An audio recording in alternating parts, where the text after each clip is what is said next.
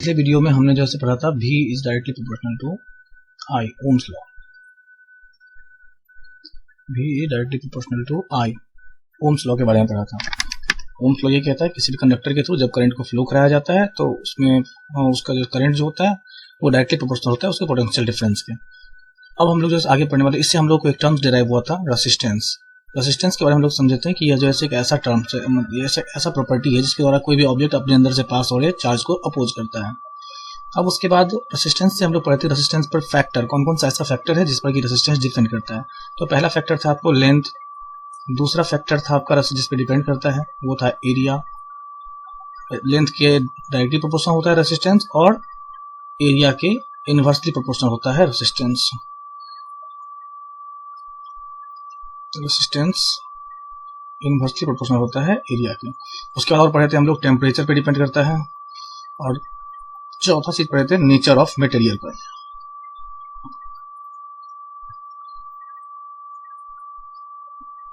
Nature of material पर depend करता है। अच्छा, जब हम लोग इस दोनों को कंबाइन किए थे तो हम लोग को मिला था रेसिस्टेंस जो होता है डायरेक्टली प्रोपोर्शनल होता है L/R के।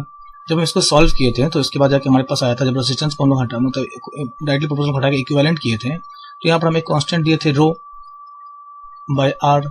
जब हम लोग इस इसको हम लोग रो कहते हैं, RHO रो। इसका मतलब क्या होता है, यह स्टैंड करता है, it stands for resistivity. Resistivity के बारे में आगे बताते हैं। रो स्टैंड्स फॉर रेसिस्टिविटी। जब हम लोग इसको सॉल्व करते हैं, रेसिस्टिविटी को यहीं पे छोड़ते हैं तो ये हो जाता है रेसिस्टेंस मल्टीप्लाई, सॉरी यहाँ पर एरिया होगा, रेसिस्टेंस मल्टीप्लाई एरिया और बाय में लेंथ। इस तरह से हमारे पास रेसिस्टिविटी का फॉर्मूला बन जाता है। रेसिस्टिविटी जब भी निकालना हो और रेजिस्टेंस का वैल्यू दिया हुआ है तो, और एरिया दिया है, एरिया का यूनिट होता है मीटर स्क्वायर। जब कोई चीज मीटर स्क्वायर में दिया हो समझ जाना है कि एरिया दिया हुआ है। अगर कोई चीज ओम में दिया हुआ है, रेसिस्टेंस कैसे यूनिट होता है ओम, क्योंकि ओम्स लॉ के कारण ही डिराइव हुआ था। रेसिस्टेंस जो है वो ओम्स लॉ से ही डिराइव हुआ था, तो इसीलिए इसका ऐसा यूनिट ओम होता है। इसको हम लोग ओम, ये सिंबल है और इसको पढ़ते हैं ओम। तो अगर कोई चीज ओम में दिया है तो समझ जाना है कि रेसिस्टेंस का वैल्यू दिया हुआ है। अगर जो है सो मतलब किसी मीटर में दिया हुआ है तो समझ जाना है कि यह लेंथ दिया हुआ है। अच्छा, जब कभी रेसिस्टिविटी निकालना हो तो ये फॉर्मूला पे लोग बैठा कर निकाल सकते हैं। अब ये हमारे पास फॉर्मूला पता है हमको, अब हमको करना क्या है, इसका SI यूनिट निकालना है, रेसिस्टिविटी का SI यूनिट।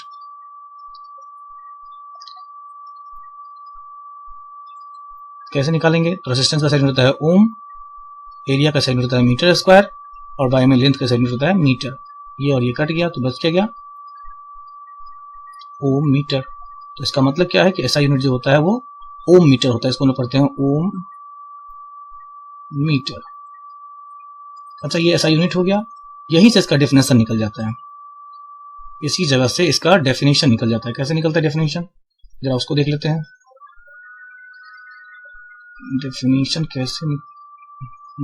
कैसे निकलता है, अब देखिए यहाँ पर है क्या, तो यह ओम है, ओम मतलब क्या रेसिस्टेंस, और मीटर मतलब क्या डिस्टेंस। तो रेसिस्टिविटी का मतलब मान लीजिए रेसिस्टिविटी क्या है, तो जैसे ये ऑब्जेक्ट है, यह मान चले कि यहां से यहां तक यह 1 मीटर का ऑब्जेक्ट है। 1 मीटर ऑब्जेक्ट के अंदर में कुछ तो रेसिस्टेंस होगा, ये चार्ज है, ये कुछ तो रेसिस्टेंस होगा। तो number of resistance present in 1 metre, number of resistance present in each metre is called resistivity. अच्छा, रेसिस्टेंस और रेसिस्टिविटी में क्या डिफरेंस है, तो रेसिस्टेंस जैसे क्या हो गया, रेसिस्टेंस जैसे प्रॉपर्टी है। रेसिस्टेंस जो है वह एक प्रॉपर्टी है किसी ऑब्जेक्ट के अंदर का, किसी चीज को अपोज करने का। रेसिस्टिविटी क्या है, तो रेसिस्टिविटी उस ऑब्जेक्ट के अंदर में जितना रेसिस्टेंस प्रेजेंट है हर मीटर के डिस्टेंस पर, जितना मीटर पर एक मतलब हर एक मीटर के अंदर में जितना रेसिस्टेंस प्रेजेंट है उसी को उसका रेसिस्टिविटी कहते हैं। अच्छा, रेसिस्टिविटी किस किस चीजों पर डिपेंड करता है, तो इट डिपेंड्स ऑन किसकी चीजों पर, तो देखिए लंबाई बढ़ाने से क्या हो जाएगा, लंबाई बढ़ाने से पर मीटर में क्या रेसिस्टेंस बढ़ जाएगा, क्या नहीं बढ़ेगा। जितना 1 मीटर जितना रेसिस्टेंस पहले था उतना ही 1 मीटर पे अब भी रहेगा। मतलब क्या, रेसिस्टेंस जो है वो लेंथ पर नहीं डिपेंड करता है। एरिया बढ़ाने से क्या रेसिस्टेंस बढ़ जाएगा घट जाएगा, नहीं बढ़ेगा। तो रेसिस्टिविटी जो होता है वो जो है सो एरिया पर भी डिपेंड नहीं करता है। तो डिपेंड किस चीज पे करता है, ये डिपेंड करता है नेचर ऑफ मटेरियल पर। रेसिस्टिविटी जो है वो डिपेंड करता है नेचर ऑफ मटेरियल पर। मतलब आपको देखिए याद रखना, देखिए चार चीज, रेसिस्टेंस जो इन चार चीज पर डिपेंड करता है, लेंथ पर, एरिया पर, टेम्परेचर पर और नेचर ऑफ मटेरियल पर। लेकिन रेसिस्टिविटी जो होता है वो बस इन दो चीजों पर ही डिपेंडेंट होता है। क्या सब?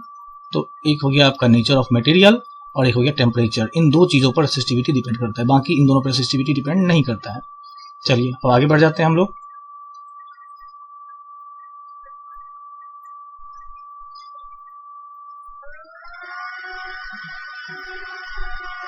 चलिए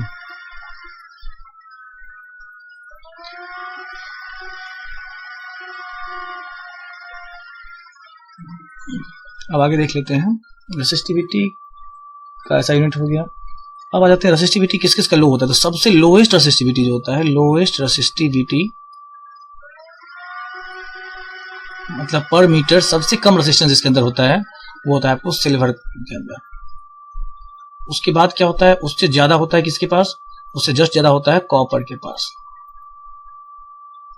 और उससे ज्यादा होता है एल्यूमिनियम के पास।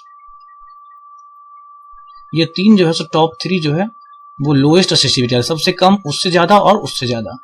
और इसी वजह से रेसिस्टिविटी कम मतलब रेसिस्टेंस कम। अब रेसिस्टेंस किसी ऑब्जेक्ट के अंदर का कम होगा तो वो क्या करेगा, चार्ज को बहुत कम रोकेगा, बहुत कम रोकेगा, ये चार्ज जल्दी जल्दी चार्ज निकाल देगा।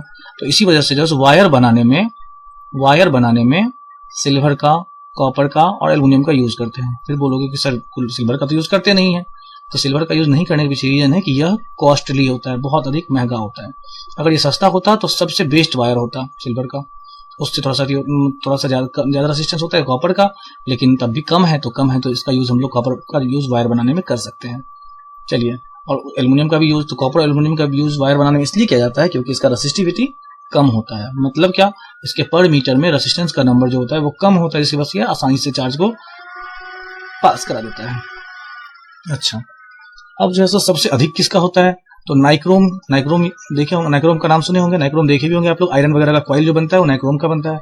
इसका रेसिस्टिविटी होता है बहुत ज्यादा हाई होता है, और इसी वजह से क्या होता है, तो इसका यूज जो है वो हीटिंग डिवाइस के लिए किया जाता है। मतलब जैसे हमारे पास आयरन हो गया, आयरन के अंदर नाइक्रोम का कॉइल होता है, हीटर होता है, रूम हीटर, उस सब के अंदर नाइक्रोम होता है। नाइक्रोम क्यों होता है, क्योंकि यह जो है इसका रेजिस्टेंस जो है बहुत अधिक हाई होता है।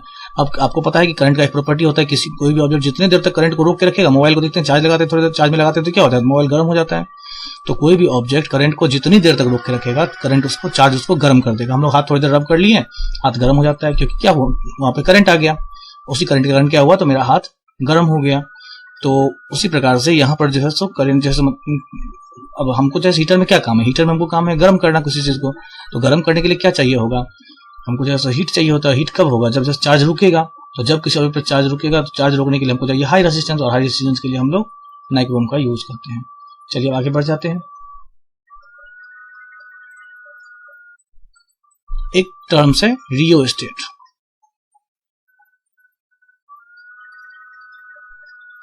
रियोस्टेट क्या होता है, तो यह कुछ नहीं है, वेरिएबल रेसिस्टेंस है। Variable resistance is called rheostat. Resistance मतलब जो चार्ज को अपोज करता है। अब जैसे हम लोग के घर में लगा होता है पंखा में गोल का बल्ब घुमाने वाला होता है, देखे होंगे आप लोग। इसको कम करने पे क्या होता है, तो पंखा जैसे कम हो जाता है, और ज्यादा करने पे पंखा ज्यादा हो जाता है। अब इसमें होता क्या है, ये जैसे एक वायर है। अब इसके अंदर में क्या होता है, यहाँ पर एक रेसिस्टेंस लगा होता है जिसके पास बहुत अधिक हाई रेसिस्टेंस होता है। अब यहाँ पर एक वायर लगा होता है। अब ये वायर जो है ऐसे मान के यहाँ पर है। अब देखिए चार्ज को कहाँ, चार्ज यहाँ से आ रहा है, तो चार्ज इधर आया, यहाँ से इतना दूर ट्रेवल कर रहा है, फिर जाकर इस साइड पहुंच रहा है, तो इसका रेसिस्टेंस अभी कम है।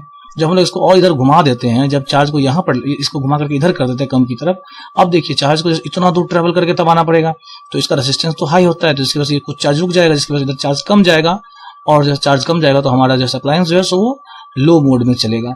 तो यही डिवाइस को हम लोग रियोस्टेट कहते हैं। इसके पास इसका रेजिस्टेंस बदलता रहता है, इसको घुमा दीजिए, यहाँ पर सीधा कर दीजिए, तब फुल स्पीड में चलेगा, देखिए रेजिस्टेंस खत्म हो गया, बहुत हल्का रेजिस्टेंस हो गया, जिसके बाद ये फुल स्पीड में चलेगा। जैसे इसको थोड़ा सा ऊपर कर दीजिए, रेजिस्टेंस थोड़ा सा बढ़ गया। तो वैसा रेजिस्टेंस वैसा डिवाइस जिसका रेजिस्टेंस बदलते रहता है, उसको हम लोग वेरिएबल रेजिस्टेंस या फिर रियोस्टेट कहते हैं। चलिए अब आगे बढ़ जाते हैं। अब हम लोग इस मेन टॉपिक पे चलते हैं, जहां से हमको एग्जाम में जैसे क्वेश्चन आएगा, और 7 नंबर, जैसा कि आप लोग थंबनेल में देखें। अच्छा बच्चों, आप लोग जैसे मतलब जैसे चैनल पे आते हैं, वीडियो देखते हैं, लेकिन जैसे लाइक नहीं करते हैं और चैनल को सब्सक्राइब भी नहीं करते हैं, तो प्लीज चैनल को सब्सक्राइब करें, थोड़ा सा सपोर्ट कीजिए, ताकि जैसे हम जो है सो इसी तरह का और भी पूरा का पूरा वीडियो बना सकें। चलिए हम लोग आ जाते हैं अब इक्विवेलेंट रेजिस्टेंस पर, जहां से कि क्वेश्चन आता है। पीछे के सारे टर्म्स को यहां पर हम लोग रिलेट करेंगे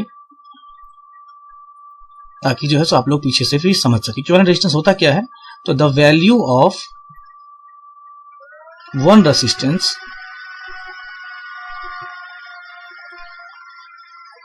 इक्वल टू ऑल रेजिस्टेंस। जैसे मान के चलिए कि हमारे पास एक सर्किट है, ठीक है, यहां पर क्या है, रेजिस्टेंस का सिंबल होता है, थोड़ा सा गड़बड़ गया, सही करते हैं। अच्छा, यहां पर एक और रेजिस्टेंस लगा हुआ है, यहां पर एक और रेजिस्टेंस लगा हुआ है, यहां पर एक और रेजिस्टेंस। देखिए ये सब के सब रेजिस्टेंस लगा हुआ है, सब के सब मान के चलिए कि 2 ओम का रेजिस्टेंस लगा हुआ है, ये भी 2 ओम और ये भी 2 ओम। करंट इधर से आ रही है और इधर की तरफ जा रही है।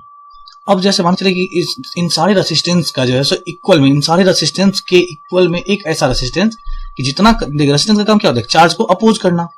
तो ये सारा रेजिस्टेंस मिलके जितने चार्ज को अपोज कर रहा है, जितने चार्ज को अपने अंदर रोक पा रहा है, उतने चार्ज को रोकने के लिए सिर्फ और सिर्फ एक ऐसा रेजिस्टेंस जो कि जितना चार्ज ये लोग रोक रहा है उतना चार्ज, एक रेजिस्टेंस का वैल्यू जो कि उस चार्ज को रोक पाए, उसी को हम लोग इक्विवेलेंट रेजिस्टेंस कहते हैं। मतलब कि इन सारे रेजिस्टेंस के वैल्यू के इक्वल में जो वैल्यू होगा उसको हम लोग क्या कहते हैं, इक्विवेलेंट रेजिस्टेंस कहते हैं। चलिए अब आगे बढ़ जाते हैं।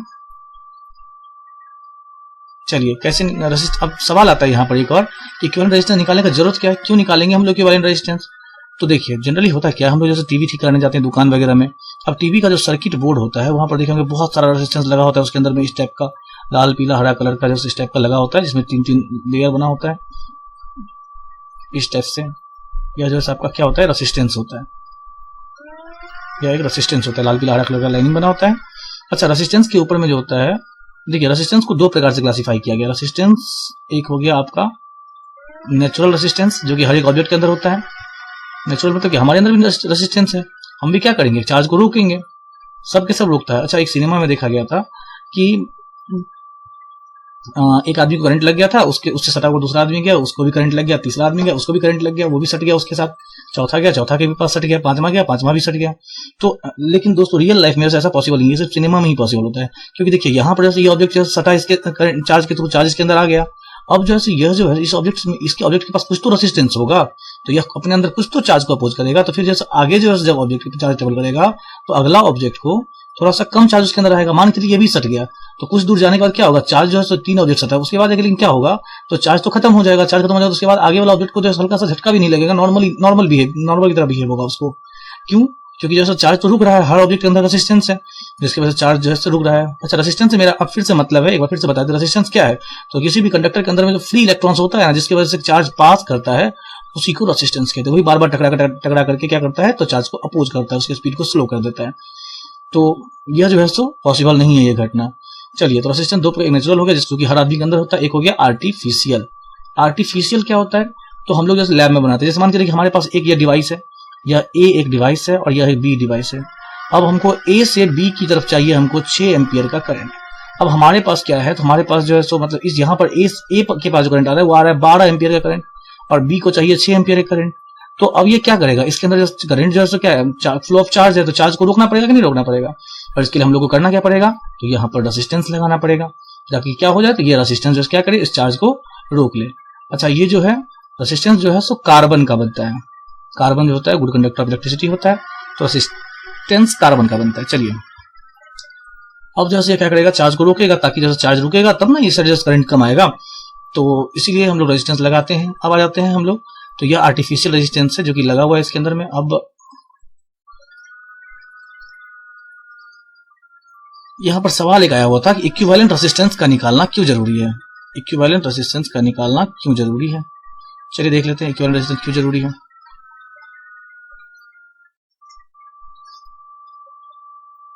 जैसे मान के चलिए कि टीवी ठीक करने में जाती है, टीवी है हमारे पास। अब इसमें क्या हो गया, तो इसमें बहुत सारा रेजिस्टेंस लगा होता है इसके अंदर में। अब होता क्या है ना, जैसे मान के चलिए कोई एक अप्लायंस है, बस कोई जैसे ये डिवाइस है ए, ये डिवाइस हमारा खराब है, तो अब जो इस खराब क्यों है, क्योंकि इसके अंदर चार्ज जो जा रहा था ना वो अधिक मात्रा में चार्ज जा रहा है या फिर कम मात्रा में जा रहा है। तो इसमें फॉल्ट कहाँ है, फॉल्ट है बस इस रेजिस्टेंस के अंदर।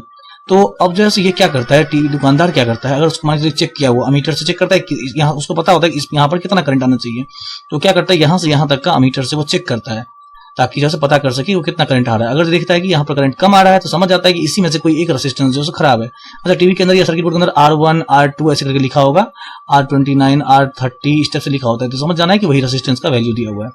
अच्छा अब जो है यह जो है रेजिस्टेंस चेक करता है बारी बारी से, यहाँ से वो यहाँ चेक किया पहले, फिर यहाँ से यहाँ चेक किया, उसको पता चल जाता है अच्छा ये रेजिस्टेंस खराब है, मतलब क्या, मतलब इस रेजिस्टेंस को हटाना है। तो वो क्या करता है, इसको हीट करके इस रेजिस्टेंस को निकाल देता है बाहर, इस रेजिस्टेंस को निकाल देता है बाहर।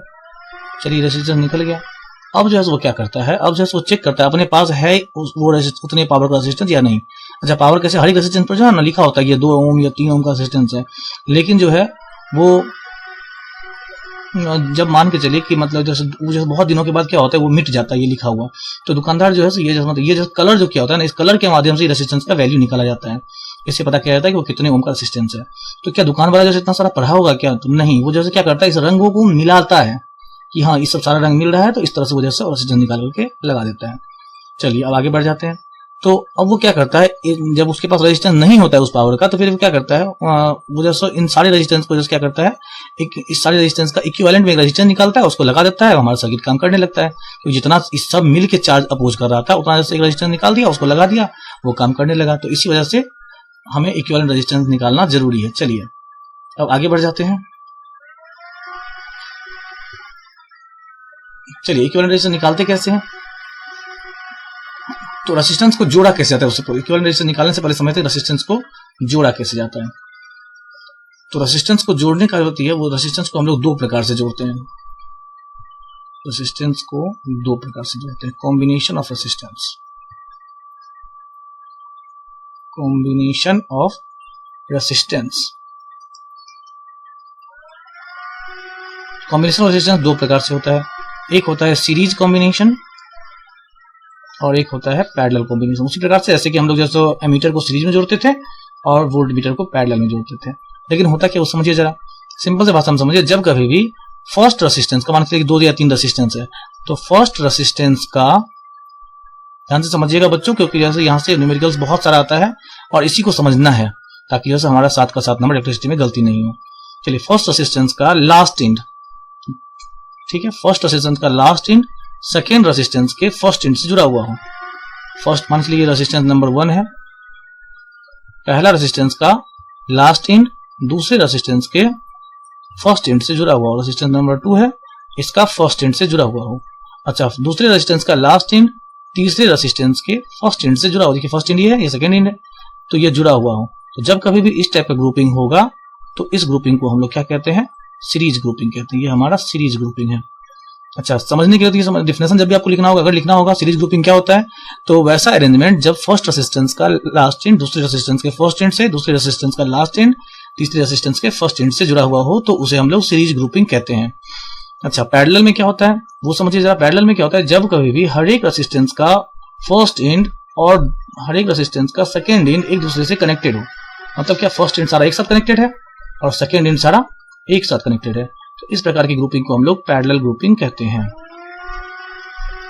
चलिए ये तो हो गया R1 R2 और R3, ये तो आपका हो गया,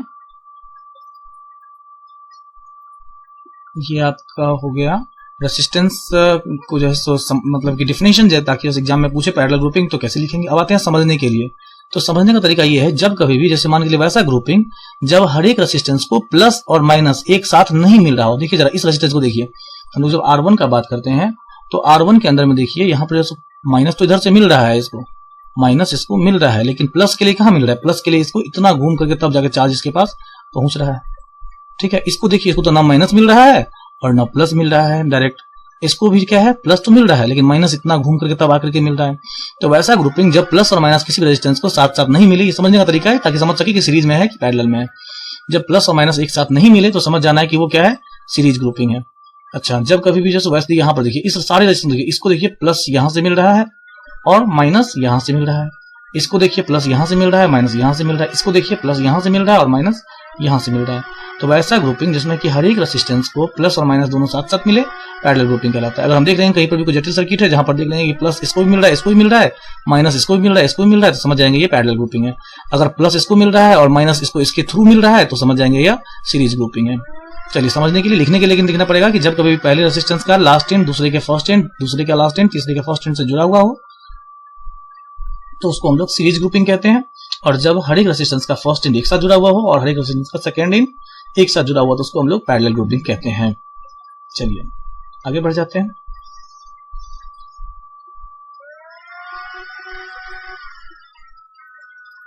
चलिए अब आगे बढ़ जाते हैं।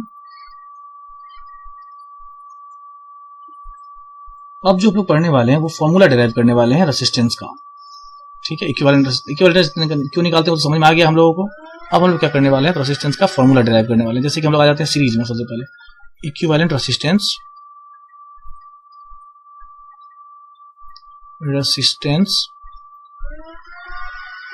In series. अच्छा, हमारे पास एक सर्किट है। ये बच्चों जरा इसको समझिएगा गौर से, क्योंकि ये जो यही से मेरा ट्रिक स्टार्ट होता है ताकि ये आप क्वेश्चन को सॉल्व कर पाए। अच्छा, यह हमारा सर्किट है एक, इसमें क्या है तो इसका पोटेंशियल डिफरेंस भी है, मतलब यहाँ पर भी बैटरी या कुछ भी लगा हुआ जो कि पोटेंशियल डिफरेंस जनरेट कर रहा है भी। अच्छा, इसके अंदर में आई करंट फ्लो कर रहा है, भी डायरेक्टली प्रोपोर्शनल टू आई आपको पता है। अगर बैटरी बढ़ाएंगे तो करंट भी बढ़ेगा, बैटरी कम करेंगे तो करंट भी, पोटेंशियल डिफरेंस बढ़ाएंगे तो आपको पता है ओम्स लॉ होता है ना, भी डायरेक्टली प्रोपोर्शनल टू आई। तो पोटेंशियल डिफरेंस अगर बढ़ाएंगे तो करंट भी बढ़ जाएगा, पोटेंशियल डिफरेंस अगर कम करेंगे तो करंट भी कम हो जाएगा। अच्छा, आई करंट फ्लो करे, करंट मतलब क्या है, करंट का मतलब है कि चार्ज। अच्छा, चार्ज इसके अंदर से फ्लो कर रहा है। अब आ जाइए, यहाँ पर ये तीन रेजिस्टेंस है R1, R2 और R3। इसका काम क्या है, यह चार्ज को अपोज करेगा। अच्छा, अब जरा यहाँ पर एक ट्रिक के माध्यम दोस्तों समझिए, थोड़ा सा अस्थिर से देखिएगा। चार्ज जैसे मान लीजिए यहाँ पर कोई चार्ज आया, ये चार्ज यहाँ पर आया। अब ये चार्ज को यहाँ से इसके थ्रू जाना है तो क्या करेगा, चार्ज को अपोज करेगा। अपोज करेगा ना, तो अपोज करने के कारण क्या होगा, तो यह जो चार्ज जैसे स्पीड इसका स्लो हो जाएगा। अच्छा, अब ये चार्ज यहाँ से आगे बढ़ना ही नहीं चाहेगा, लेकिन फिर भी जैसे क्या होगा, तो ये चार्ज बढ़ना ही थोड़ा सा स्लो हो गया है, लेकिन फिर भी ये चार्ज को क्या करेगा, पोटेंशियल डिफरेंस क्या है, पोटेंशियल डिफरेंस एक फोर्स है। पीछे हम लोग देख चुके थे फोटो में, जो पोटेंशियल डिफरेंस क्या करता है, किसी चार्ज को आगे की तरफ धक्का देता है। तो यह जैसे बढ़ना नहीं चाह रहा है, लेकिन फिर भी क्या है, पीछे जितना चार्ज ये बढ़ा दिया है कि चार्ज जैसे चार्ज ही इसको धक्का देकर के आगे खींच रहा है। अब जब ये यहाँ पर पहुंचा तो यहाँ पर क्या हो गया, तो इसको थोड़ा सा ज्यादा मेहनत करना पड़ेगा यहाँ से यहाँ जाने में। मतलब क्या, वर्क डन जो है वो यहाँ से यहाँ जाने में चार्ज को कम करना पड़ेगा और यहाँ से यहाँ जाने में थोड़ा सा ज्यादा करना पड़ेगा, क्योंकि ये बेचारा स्लो हो गया है। अच्छा, यहाँ पर आके तो और स्लो हो गया। अब क्या हो गया, इस रेसिस्टेंस को क्रॉस करने में जो है इसको और ज्यादा वर्क डन करना पड़ेगा, क्योंकि ये बहुत ज्यादा स्लो हो गया है। क्या, तो इसका मतलब क्या हो गया, तीन रेसिस्टेंस को क्रॉस करने के लिए वर्क डन अलग अलग प्रकार का करना पड़ा। इसके लिए थोड़ा सा कम करना पड़ा, इसके लिए थोड़ा सा ज्यादा करना पड़ा और इसके लिए बहुत ज्यादा करना पड़ा। तो इसका मतलब क्या हो गया, तो यहाँ पर बारी आता है सीरीज का। तो सीरीज ग्रुपिंग के अंदर हमेशा याद रखना है कि भी का जो वैल्यू होता है ना, पोटेंशियल डिफरेंस, वो अलग अलग होता है हर एक का। ये मेरा ट्रिक है कि पोटेंशियल डिफरेंस जो होता है सीरीज ग्रुपिंग के अंदर में वो हमेशा अलग अलग होता है। इसका अलग है, इस रेजिस्टेंस का अलग, इस रेजिस्टेंस का अलग और इस रेजिस्टेंस का अलग। अच्छा, अब व्हाट अबाउट आई का वैल्यू क्या होता है, करंट। अच्छा, जितना चार्ज यहाँ पर था सारा का सारा चार्ज के पास कोई ऑप्शन नहीं है, सबके सब चार्ज इससे भी पास करेगा, सारा का सारा चार्ज इससे भी पास करेगा और सारा का सारा चार्ज इससे भी पास करेगा। जाना तो इसी से है, कोई दूसरा रास्ता तो है नहीं इसको पास करने के लिए। तो इसका मतलब है कि चार्ज हर एक से सेम पास करेगा। इसका मतलब है कि करंट का वैल्यू जो होता है वो सीरीज ग्रुपिंग के अंदर वो हमेशा सेम होता है। इसको दिमाग में रखना है। चलिए अब हम लोग इक्विवेलेंट रेजिस्टेंस का फॉर्मूला निकालते हैं।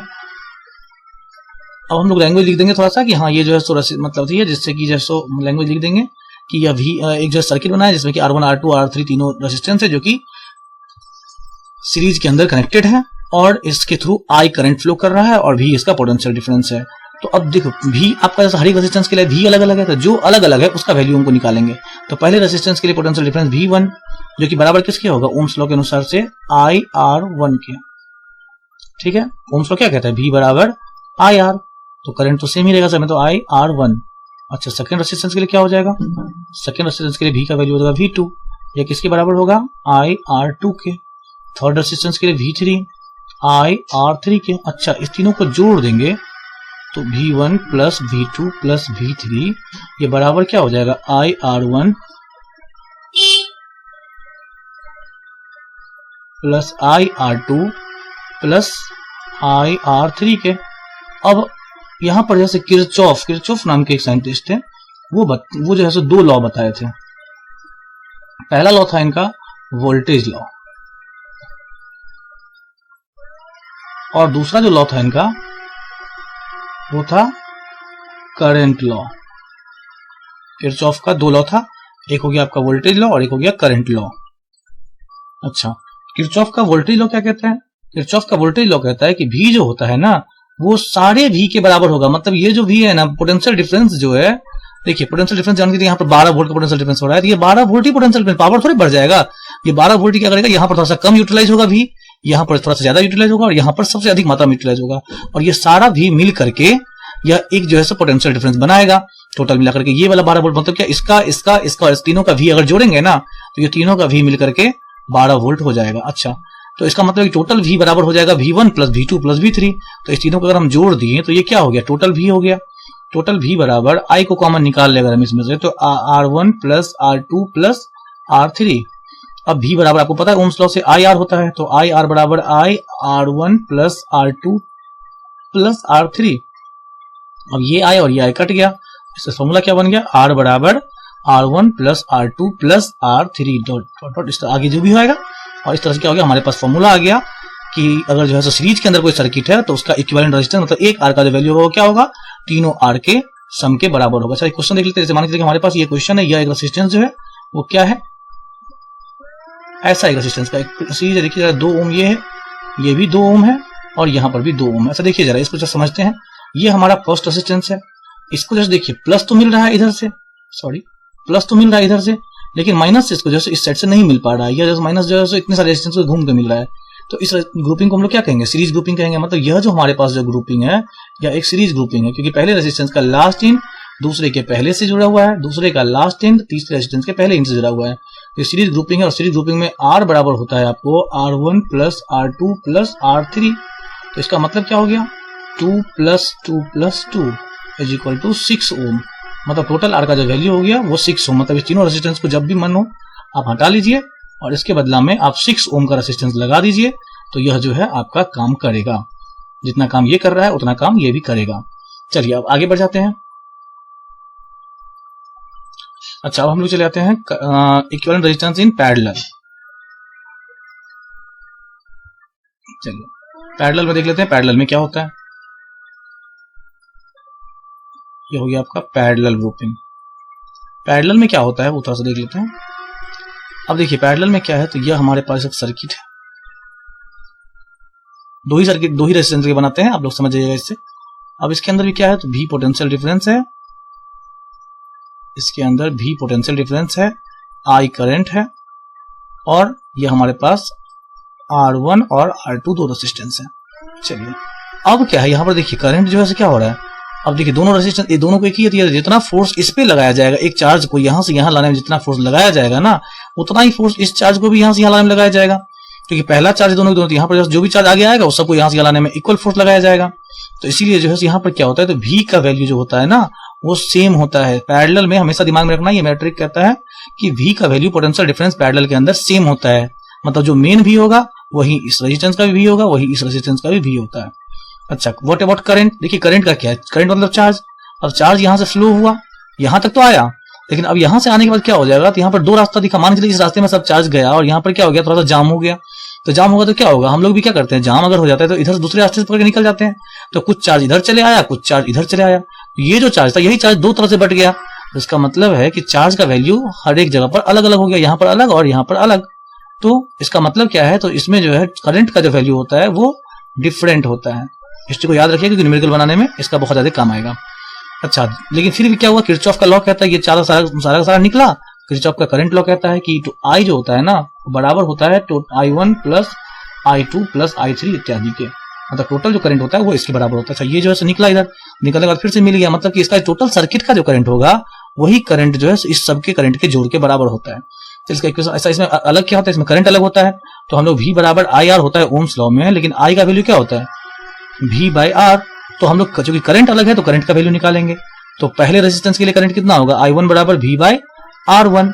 अच्छा, दूसरे रेजिस्टेंस के लिए क्या होगा, I2 बराबर V बाई R2। जब हम लोग I1 और I2 को जोड़ते हैं तो इसका जो आंसर आता है V by R1 plus V by R2।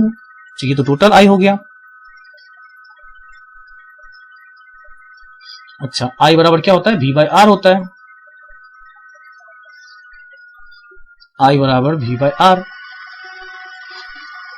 तो इसको लिख लेते हैं V बाय R बराबर V और कॉमन ले लेते हैं 1 bye R1 plus 1 bye R2। अब ये V और V कट गया, क्या बच गया? 1 बाय R बराबर 1 bye R1 plus 1 bye R2। ये हमारा क्या हो गया? फॉर्मूला हो गया इक्विवेलेंट रेजिस्टेंस का पैरेलल के अंदर में। अच्छा, इसी तरह डॉट डॉट डॉट आगे और भी रेजिस्टेंस होगा तो इसके तरह से वैल्यू निकाल देंगे। अच्छा, अब आगे बढ़ जाते हैं, जरा से एक दो सर्किट देखते हैं फिर समझते हैं।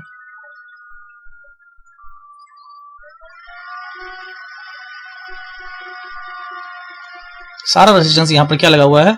तो 2-2 ओम का लगा हुआ है।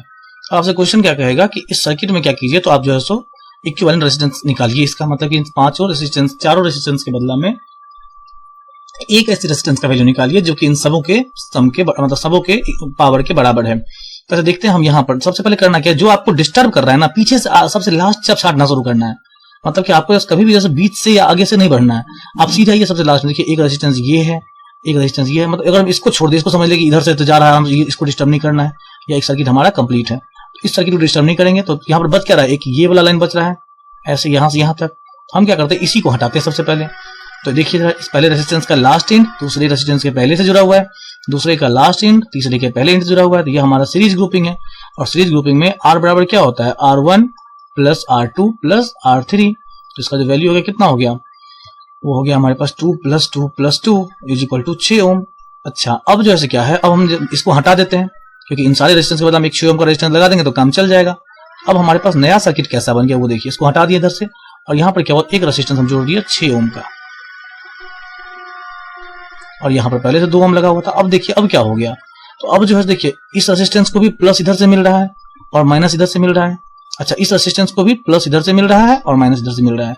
तो जब कभी भी हर एक रेजिस्टेंस को प्लस और माइनस एक साथ मिलता है, या फिर पहले दोनों रेजिस्टेंस का फर्स्ट एंड एक साथ जुड़ा हुआ हो और सेकंड एंड एक साथ जुड़ा हुआ, तो इसको हम लोग पैरेलल ग्रुपिंग कहते हैं। अब यहाँ पर फॉर्मूला क्या हो जाएगा? 1 बाय R बराबर 1 bye R1 plus 1 bye R2 parallel के अंदर में। R1 का वैल्यू है 2 ओम, R2 का वैल्यू है 6 ओम। जब एलसीएम लेंगे तो 6 प्लस 4 बाय 6 ओम। अच्छा, बच्चे क्या करते हैं, यहाँ पे गलती करते हैं, R का वैल्यू 4 बाय 6 ओम ले लेते हैं, लेकिन ये गलत है। क्योंकि देखिए ये जैसे हमारे पास जो निकला है किसका वैल्यू निकला है? 1 बाय R का वैल्यू निकला है।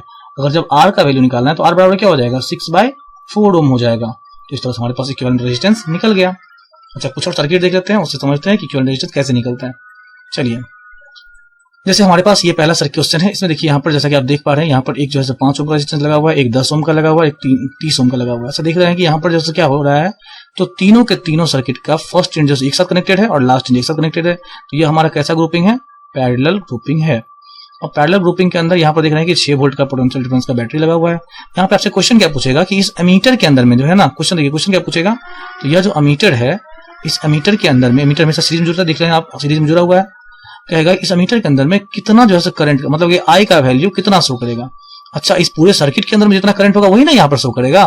तो करना क्या है, हमको पूरे टोटल I का वैल्यू निकाल देना है, जो टोटल I का वैल्यू होगा वही इसमें शो करेगा। तो चलिए कैसे निकालेंगे, तो सबसे पहले देखिए हमको पता है कि I बराबर क्या होता है ओम्स लॉ से, V बाय R होता है। तो हमको टोटल देखिए टोटल I निकालना है। यहाँ पर देखिए अगर ये टोटल निकालना है ये, तो ये भी हमारे पास टोटल होना चाहिए और ये भी हमारे पास टोटल होना चाहिए। तो टोटल भी तुमको पता है, टोटल भी है 6 वोल्ट, लेकिन टोटल R का वैल्यू पता नहीं, यहाँ पर तो 3 R है, टोटल R तो पता नहीं है, तो हमको टोटल R निकालना पड़ेगा। अच्छा, ये तीनों के तीनों क्या है? पैरेलल ग्रुपिंग में है, तो हम लोग R 1 बाय R बराबर निकाल देते हैं 1 by 5 plus 1 by 10 plus 1 by 30। अब इसको जब सॉल्व करेंगे तो ये हो जाएगा आपका 30 10 by 30 is equal to 1 by 3। ये 1 बाय R का वैल्यू निकला, तो R का वैल्यू कितना हो गया? 3 ओम। अच्छा, इन सब का बदला R का वैल्यू 3 ओम हो गया। हमको निकालना क्या था? I का वैल्यू निकालना था। तो टोटल I बराबर टोटल V और बाय में टोटल R, तो ये कट जाएगा, कितना बचेगा? 2। I का साइन होता है एम्पियर, तो 2 एम्पियर, मतलब कि इसके अंदर में 2 एम्पियर का करंट शो करेगा। चलिए यहाँ पर आ जाते हैं, देखिए जरा, यहाँ से प्लस जा रहा है इसके अंदर में, और देखिए ये जैसे यहाँ से जा रहा है और ऐसे आ रहा है और इस तरह से ऐसे निकल जा रहा है। अच्छा, इसको हम डिस्टर्ब भी नहीं करेंगे, हम देख रहे हैं कि ये जो सर्किट है ये मेन सर्किट बाहर से है, इसको हटा देते हैं। तो अगर हम इसको जब हटाएंगे तो जब ये देखिए ये सीरीज के अंदर है कि नहीं है, देखिए पहले रेजिस्टेंस का लास्ट एंड दूसरे के पहले एंड से, दूसरे का लास्ट एंड तीसरे के पहले एंड से, तो ये सीरीज ग्रुपिंग हो गया। ठीक है। अब इसको हटाते हैं अगर हम, तो इसको इक्विवेलेंट रेजिस्टेंस क्या हो जाएगा, R बराबर R1 plus R2 plus R3। अच्छा, तो यह जो है क्या हो जाएगा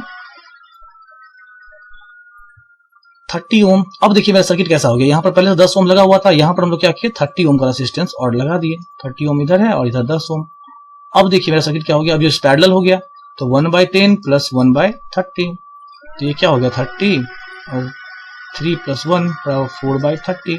अच्छा, ये 1/R का वैल्यू निकला है, तो R का वैल्यू क्या हो जाएगा, R का वैल्यू हो गया 30/4 ओम। ये हमारे पास रेजिस्टेंस का वैल्यू आ गया। तो आपको निकालना क्या है, तो निकालना कहेगा आपको करंट निकालिए, तो ये टोटल R का तो वैल्यू आ गया, टोटल भी पता है आपको, तो I बराबर क्या होता है V/R। तो 3 और बाय में 30/4, 4 ऊपर जाएगा, तो ये क्या हो जाएगा 3 × 4 बाय में 30, 0.4 एम्पियर, ये हमारे पास आ गया। अच्छा, इसमें देखिए, इसमें क्वेश्चन पूछ रहा था, ये एस चंद का क्वेश्चन है, यहाँ पे पूछ रहा था कि अगर A1 का वैल्यू जो है, A1 एक सब एमीटर लगा हुआ है, A1 A2 A3 A4 और A5, ये सारा का सारा एमीटर लगा हुआ है, जिसमें क्या है, तो इस सारे अमीटर के अंतर्गत जो है सो कितना कितना रीडिंग शो करेगा वो बताइए। अगर A1 के अंदर में 0.50 एम्पियर का रेजिस्टेंस शो कर रहा है। अच्छा, ये भी बताया हुआ था, सॉरी करंट शो कर रहा है।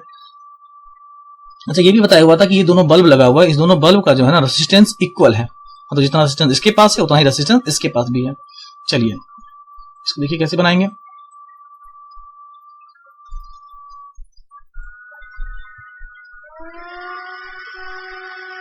चलिए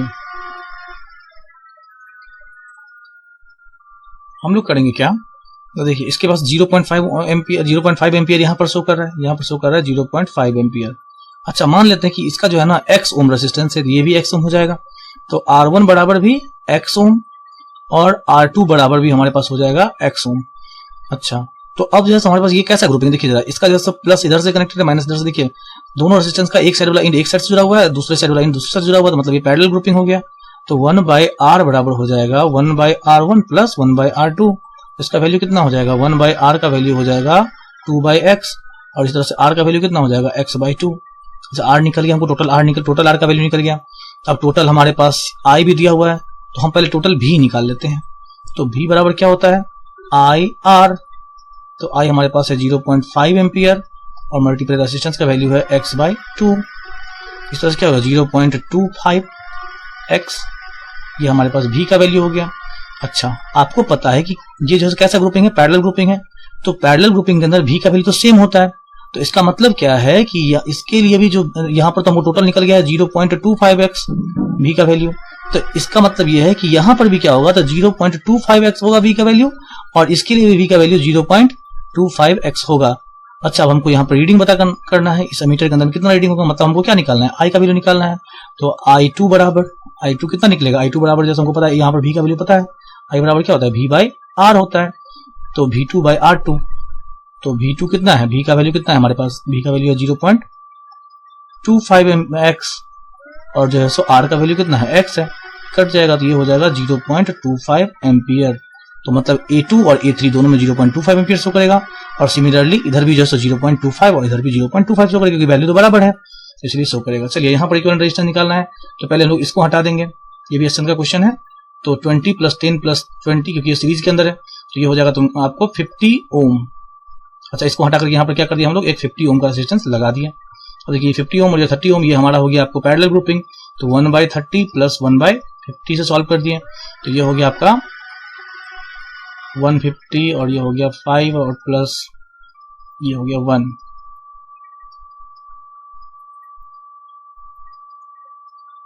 ये हो गया आपका 25। 1/25 बराबर हो गया आपका 1/R, तो R का वैल्यू कितना हो गया 25 ओम। अच्छा, मतलब क्या इस सब को हटा कर इसके बदला हम लोग क्या लगा सकते हैं, इन सारे रेजिस्टेंस को हटा करके इसके बदला में हम लोग इन सब को हटा करके इसके बदला में यहाँ पर जो है सो यहाँ पर 25 ओम का लगा सकते हैं। अच्छा, अब ये कैसा ग्रुपिंग हो गया, तो ये प्लस ये सीरीज ग्रुपिंग, तो इसका वैल्यू कितना हो जाएगा 25 + 10 + 10 = 45 ओम, जो है इसका आंसर हो जाएगा। चलिए अगले क्वेश्चन को देख लेते हैं। अच्छा, अगला क्वेश्चन कह रहा था कि इसके अंदर जो है करंट का वैल्यू निकालिए या फिर इक्विवेलेंट रेजिस्टेंस निकालिए। देखिए जरा, यह हमारा पैरेलल ग्रुपिंग में है तो 1/10 प्लस 1/40, इसे क्या करेंगे 40 हो गया, ये हो गया 4 + 1 बराबर हो गया 1/8, और 1/8 का मतलब हो गया R बराबर 8 ओम, इसका वैल्यू हो गया 8 ओम। अच्छा, इसका वैल्यू यहाँ पर कितना हो गया, तो यहाँ पर जो R का वैल्यू हो गया आपका 1/30, ये भी तो पैरेलल में है, प्लस 1/20 प्लस 1/60, इसका मतलब R का वैल्यू कितना हो गया, ये हो गया आपका 60, ये हो गया 1/10 ओम, इसका मतलब क्या हो गया, R बराबर हो गया 10 ओम।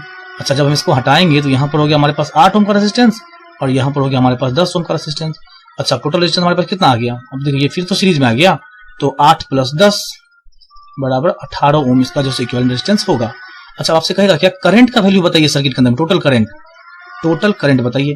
तो टोटल करंट आपको पता है आई बराबर क्या होता है, टोटल भी, जब टोटल निकालना होगा तो टोटल यूज करेंगे, टोटल भी by total R. Total R का वैल्यू हमारे पास निकल चुका है 18, और टोटल भी का वैल्यू है 12, तो 12/18 इज इक्वल टू 2/3 एम्पियर, ये हमारे पास टोटल करंट का वैल्यू आ गया। अच्छा, अगले क्वेश्चन देख लीजिए, यहाँ पर देखिए टोटल करंट तो आपको निकल जाएगा, टोटल आर निकाल लेंगे, टोटल आर को V/R करेंगे तो टोटल करंट निकल जाएगा। पहला क्वेश्चन आपका टोटल रेजिस्टेंस निकल जाएगा, टोटल करंट भी निकल जाएगा आपसे। हम जो निकालने वाले हैं वो निकालने वाले total potential difference across R1 किधर है हमारे पास, यहाँ पर है। अच्छा, एक चीज पता है आपको, ये देखिए पहले जैसे सर्किट को हम सॉल्व किया तो ये हमारे पास 4 ओम का रेजिस्टेंस बना, और यहाँ पर क्या बना 1/3 और प्लस 1/6,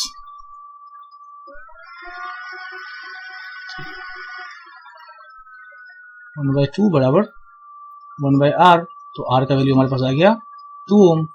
इसका मतलब यहाँ पर जैसे हमारे पास एक और रेजिस्टेंस आ गया वो 2 ओम का आ गया। अच्छा, इसको हटा के हम क्या किए, यहाँ पर एक रेजिस्टेंस लगा दिए 2 ओम का। अब क्या हो गया देखिए जरा, हम यहाँ आपको पता है कि अब कैसा ग्रुपिंग हो गया, सीरीज ग्रुपिंग हो गया। सीरीज ग्रुपिंग के अंदर क्या सेम होता है, तो I का वैल्यू जो होता है वो जो है आपको सेम होता है इसके अंदर, और V का वैल्यू जो होता है वो अलग अलग होता है, मतलब इसका V जो होगा वो अलग होगा और इसका V का जो वैल्यू होगा वो अलग होगा। तो चलिए, आपको I पर V का वैल्यू अलग होगा तो V कैसे निकालेंगे इसका, तो V1 बराबर हो जाएगा आपका, अगर हमको V1 निकालना है तो V1 बराबर हो जाएगा IR1।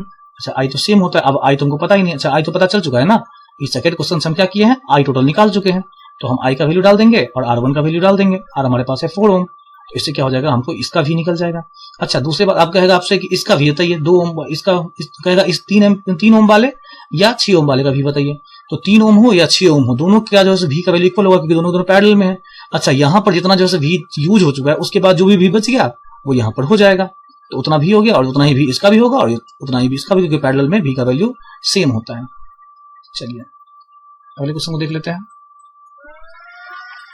यहाँ पर देखिए ये दोनों रेजिस्टेंस जो है ये दोनों सीरीज के अंदर है, इसका रेजिस्टेंस वैल्यू है 10 ओम और 40 ओम, सॉरी पैरेलल के अंदर में, तो इसका 1/10 प्लस 1/40, इससे क्या करेंगे हम लोग इसका R का वैल्यू निकाल लेंगे। अच्छा, यहाँ पर क्या है, तो ये है R3 है 30 ओम, R4 है 20 ओम और ये है R5 है 60 ओम। इस तीनों को भी यूज करके हम लोग पैरेलल में ये तीनों भी है, इस तीनों से हम लोग एक बार निकालेंगे। अच्छा, अब देखिए ये और ये क्या हो जाएगा, अब यहाँ पर अब मेरा सर्किट कैसा हो गया, यहाँ पर एक रेजिस्टेंस ऐसा हो गया, ऐसा मीटर जुड़ा हुआ है और फिर से यहाँ पर एक रेजिस्टेंस यहाँ पर लगा दिए, सब इक्विवेलेंट रेजिस्टेंस यहाँ वाला यहाँ पर और यहाँ वाला यहाँ पर। अब देखिए ये जो सर्किट हो गया हमारा वो कैसा हो गया, सीरीज के अंदर में हो गया, तो ये जो मान चलिए 8 ओम आया और ये 10 ओम आया, तो इस दोनों को हम लोग क्या किए ऐड कर लेंगे क्योंकि ये सीरीज के अंदर में है। सीरीज के अंदर में क्या होता है, ये दोनों जुड़ जाता है, इस दोनों को हम लोग जोड़ लेंगे तो R बराबर हमारे पास कितना आ गया 8 + 10 बराबर 18 ओम। अच्छा, यहाँ पर क्या दिया हुआ है, तो हमारे पास V का वैल्यू दिया हुआ है 12 वोल्ट। आपसे क्या कह रहा है टोटल रेजिस्टेंस निकाल, टोटल रेजिस्टेंस तो आपको निकल गया 18 ओम। क्या टोटल करंट निकाली, टोटल करंट का वैल्यू के लिए हमको टोटल R चाहिए और टोटल I चाहिए, तो टोटल आपको I बराबर हो जाएगा आपको टोटल भी हमारे पास दिया हुआ है 12 वोल्ट और बाई में टोटल R हमारे पास 18 ओम। सॉल्व करेंगे तो इसका भी आंसर आएगा 0.66 एम्पियर। अच्छा, इसमें देखिए इसमें क्या कह रहा है, इसमें कह रहा है कि कंसीडर पोटेंशियल सर्किट मतलब करंट फ्लो कर रहा है and potential difference across the 15 ohm resistor निकालना है, 15 ओम रेजिस्टर का पोटेंशियल डिफरेंस निकालना है। वो in the circuit is close, close का मतलब होगा जब सर्किट क्लोज रहेगा तो क्या होगा, करंट जो है फ्लो करता रहेगा। क्लोज का मतलब है स्विच ऑन होना, स्विच ऑन होना तो करंट फ्लो होना। अच्छा, इसके थ्रू पोटेंशियल डिफरेंस निकाला। आपको पता है कि पोटेंशियल डिफरेंस जो होता है ना हर एक जगह पे अलग अलग होता है, सीरीज के अंदर में पोटेंशियल डिफरेंस हर एक का अलग अलग होता है। तो यहाँ पर देख लीजिए इसका पोटेंशियल डिफरेंस हमको निकालना है तो क्या करना पड़ेगा, ये 30 वोल्ट है। अच्छा, V का वैल्यू दिया हमको, पहले पता कर, सीरीज के अंदर पोटेंशियल अलग होता है लेकिन करंट तो सेम होता है, तो हमको टोटल पहले I का वैल्यू निकालना पड़ेगा। कैसे निकालेंगे? तो लोग पहले टोटल R निकाल लेते हैं। तो R बराबर क्या हो जाता है? R1 plus R2 plus R3, ये कितना हो गया? 30 ओम। हमारे पास I का वैल्यू कितना हो जाएगा? I बराबर क्या होता है? V और बाई में R। टोटल I बराबर, सर्किट का I बराबर क्या हो जाएगा? क्योंकि करंट जो है इसमें भी उतना ही होगा, उसमें भी उतना ही होगा, इसमें भी उतना ही होगा, इसीलिए हम क्या करते हैं, सबसे पहले जो सेम है ना उसको निकाल लेते हैं। तो I बराबर क्या हो जाएगा? V मतलब 30 और बाई में R मतलब 30, तो बराबर 1 एम्पियर का करंट फ्लो करेगा। अच्छा, 1 एम्पियर इसके पास भी है, 1 एम्पियर इसके पास भी है और 1 एम्पियर इसके पास भी है। तो इसका मतलब है कि पोटेंशियल डिफरेंस अब हम क्या निकालना है? V3 निकालना है। तो V3 बराबर क्या हो जाता है? I R3। तो I का वैल्यू है 1 एम्पियर और मल्टीप्लाई बाय R का वैल्यू है 15 ओम, और इस तरह से मल्टीप्लाई करके क्या हो जाएगा? तो 15 ओम इसका V3 का आंसर हो जाएगा। 15 वोल्ट, सॉरी पोटेंशियल डिफरेंस का सेगमेंट वोल्ट होता है, तो 15 वोल्ट इसका आंसर हो जाएगा। आज के वीडियो में इतना ही। आज उम्मीद करते हैं आप जो है इसको समझ चुके होंगे। नहीं समझे तो कमेंट बॉक्स में जरूर बताइएगा क्या नहीं समझ में आया, उस टॉपिक पर फिर से एक सेपरेट वीडियो लेके आएंगे। आज के वीडियो में इतना ही। धन्यवाद बच्चों, प्लीज मेरे चैनल को सब्सक्राइब कर दिए ताकि जो है हम जैसे ऐसे ही नए नए वीडियो बनाते रहें और आप लोगों को जो है सो बोर्ड्स के लिए आसान बनाते रहें। उम्मीद करते हैं कि अब जो है बोर्ड में आपको 7 मार्क्स जो है 7 मार्क्स जो है आपको जो है सो आ जाएगा, क्योंकि जितना भी क्वेश्चन दोस्तों पूछा जाता है बच्चों, वो सारा क्वेश्चन इसी टाइप का पूछा जाता है। बस सिंपल सा चीज आपको रिलेट करना होता है कि V जो है सो सेम होगा कि नहीं होगा, और V सेम होगा तो टोटल V याद रखिएगा, टोटल V निकालना है तो टोटल I चाहिए और टोटल R चाहिए। अगर किसी खास सर्किट का I निकालना है तो उस सर्किट का, उस किसी खास रेजिस्टेंस का I चाहिए तो उसका V